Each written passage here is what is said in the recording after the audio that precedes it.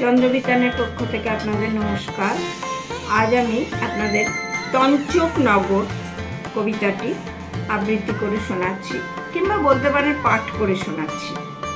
এটা কবি সুবোধ সরকারের। তোমার গোড়ালি থেকে মাথা পর্যন্ত আমি চিনি, আমাকে মিথ্যে বলো না। পৃথিবীতে এখনো অসংখ্য নদী, নদীর দিকে পেছন ফিরে দাঁড়িয়ে থাকার সময় এখনো আসেনি। মিথ্যা বলতে আমার খারাপ লাগে, মিথ্যা শুনতেও আমার খারাপ লাগে। সুবর্ণরেখার পাড়ে দাঁড়িয়ে আমাকে মিথ্যা বলো না।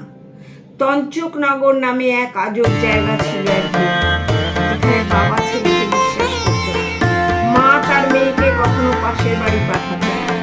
একই পুরুষের বাঁ কানে কথা বলতো না, ডান কানে কথা বলতো না। সেই আজব নগরে সত্যভাষী বালক, যেখানে বালকের কথা কেউ বিশ্বাস করে না। সেই বালকের নদীর পাড়ে দাঁড়িয়ে বহুদিন বাদে আমরা সুবর্ণরেখা ফিরে এসেছি। আমি জানতে চাই না তোমার অতীত, আমি জানতে চাই না কোন তিন নাবিকের সঙ্গে তুমি হারিয়ে গিয়েছিলে। যে আলো নদীর ওপারে এসে পড়েছে, সেই আলো ওপারে আসবে না।